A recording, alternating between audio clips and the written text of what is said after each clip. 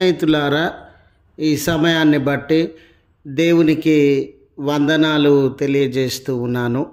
ప్రేమపూర్వకముగా మిమ్మల్ని అందరినీ వాక్య ధ్యానంలోనికి ఆహ్వానిస్తూ ఉన్నాను.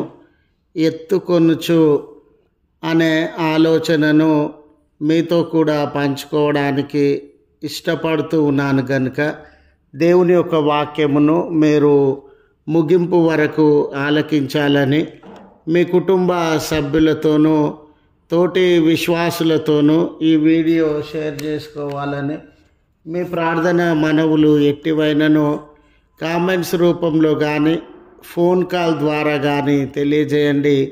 నమ్మకంగా మీ కొరకు ప్రార్థిస్తాము. ఈ వీడియో మీ ఆధ్యాత్మిక జీవితములకు ఉపయోగకరంగా ఉంది అని మీకు అనిపిస్తే దయచేసి ఈ ఛానల్ను సబ్స్క్రైబ్ చేసుకొనవలసినదిగా మనవి చేస్తూ ఉన్నాను.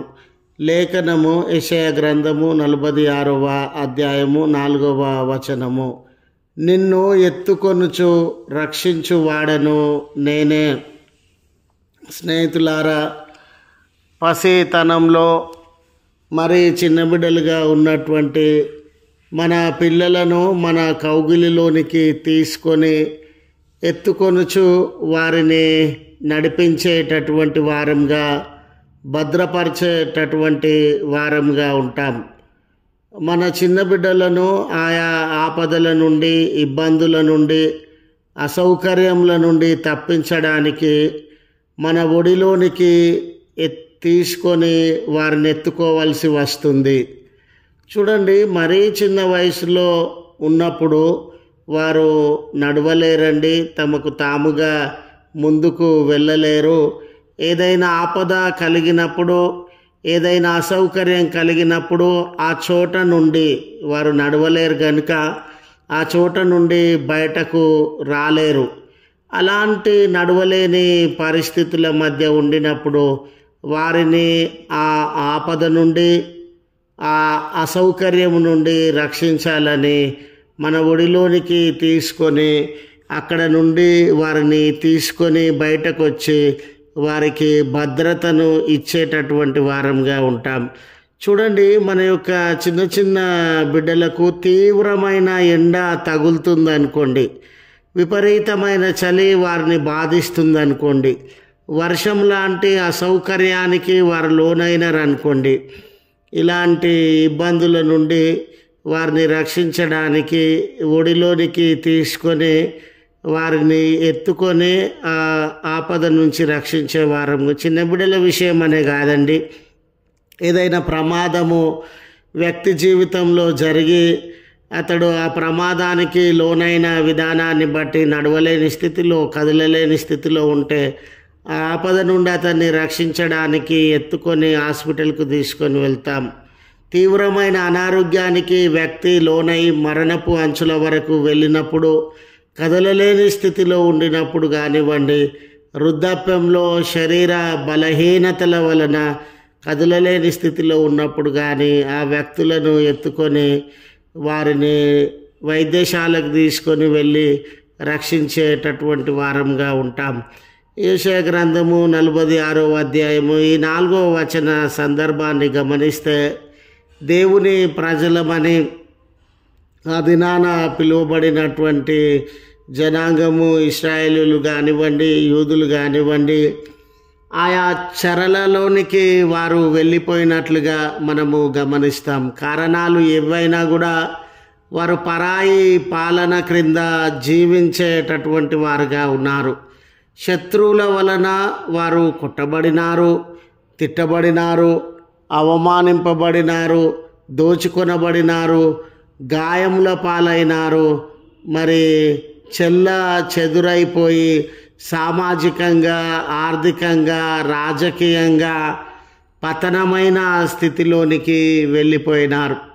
వారి చుట్టూ ఇలాంటి ఇబ్బందులు కలిగినప్పుడు వారు యుద్ధంలో ఓడిపోయి వాళ్ళ కండ్ల ఎదుటనే వారి తల్లిదండ్రులు లేక పిల్లలు మరణించినప్పుడు ఎక్కడో పరాయి పాలనలోనికి వెళ్ళి వారు కూలీలుగా బానిసలుగా జీవించాల్సి వచ్చినప్పుడు మానసికంగా వారు కృంగిపోయినటువంటి పరిస్థితులను, అనుభవములను వారు అనుభవించినటువంటి వారుగా ఉన్నారు. వారి స్థితి పతనములలో ఉంది, బలహీనతలలో ఉంది.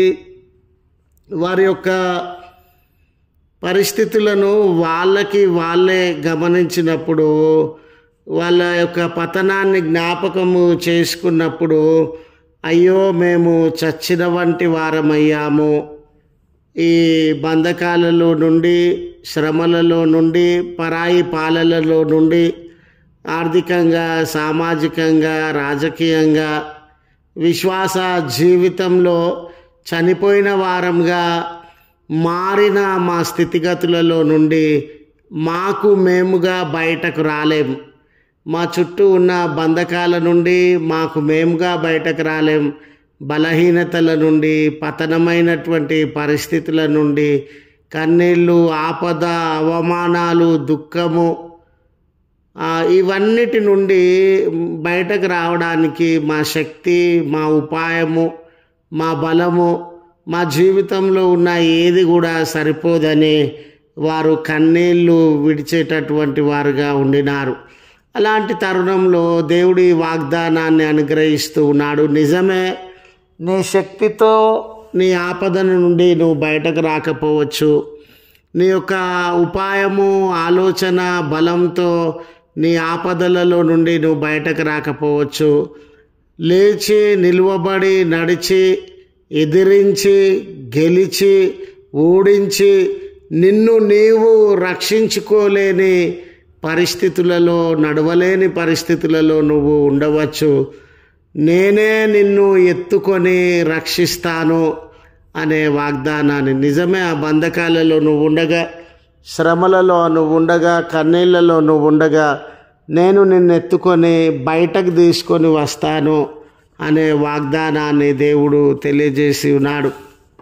స్నేహితులారా, ఈ దినాన నీ జీవితంలో, మనందరి జీవితాలలో ఈ కష్టం నుండి నేను బయటకు రాలేను, ఈ శ్రమ నుండి బయటకు రాలేను, నా డబ్బు సరిపోదు, నా ఉపాయం సరిపోదు, నా ఆలోచన జాగ్రత్తలు సరిపోవు, దీని నుండి నన్ను బయటకు తీసుకొని వచ్చేవారు ఎవ్వరూ లేరు అని కృంగే స్థితిలో, కృషించిన స్థితిలో, బాధపడుతున్నటువంటి స్థితిలో నీవు ఉండిన ఎడల దేవుడు ఈ వాగ్దానం నీ కొరకు అందిస్తూ ఉన్నాడు.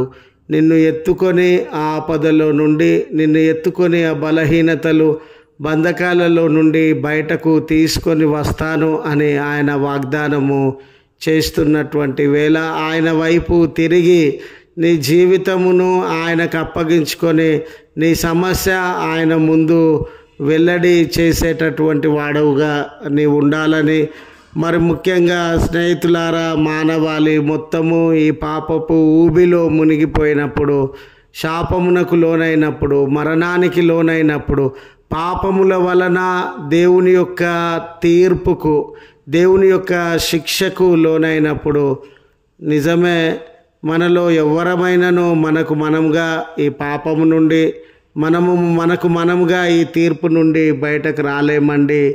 అందుకే ఆయన కలువరి శిలువలో మన పాపములన్నీ ఆయన భుజము పైన, ఆయన వీపు పైన ఎత్తుకొని వాటన్నిటినీ తొలగించి మనల్ని రక్షించినటువంటి దేవుడుగా ఉన్నాడు అని గుర్తు చేస్తూ ఈ మాటలను ముగిస్తూ ఉన్నాను.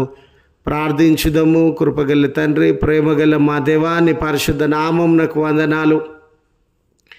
ఎన్నో విషయాలలో మేము బలహీనులమయ్యా, ఎన్నో విషయాలలో మేము దిక్కులేనటువంటి వారమయ్యా, ఎన్నో విషయాలలో మమ్మల్ని మేము కాపాడుకోవడానికి కానీ, మమ్మల్ని మేము రక్షించుకోవడానికి కానీ మా శక్తి, ఉపాయము, బలము, ఆలోచన సరిపోవయ్యా. ఇలాంటి తరుణంలో నా శక్తి ఈ సమస్య నుండి బయటకు రావడానికి సరిపోవడం లేదు. నా అనుభవము, నా దగ్గర ఉన్నటువంటి డబ్బు ఈ ఆపద నుండి నేను బయటకు రావడానికి సరిపోదు. నాకు నేనుగా బయటకు రాలేను కదా, నాకు నేనుగా విడుదలను పొందలేను కదా. ఎవరు నన్ను ఈ కన్నీళ్ళలో నుండి ఎవరు నన్ను ఈ ఆపదలో నుండి, వేదనలో ఉన్నాను, భయంలో ఉన్నాను, చింతలో ఉన్నాను, భారంలో ఉన్నాను, ఎవరు ఈ బంధకాల నుండి నన్ను ఎత్తుకొని రక్షిస్తారు అని నిరీక్షిస్తుండగా, నేనే నిన్ను ఎత్తుకొని రక్షిస్తానని వాగ్దానం చేసినటువంటి దేవుడవు కదా.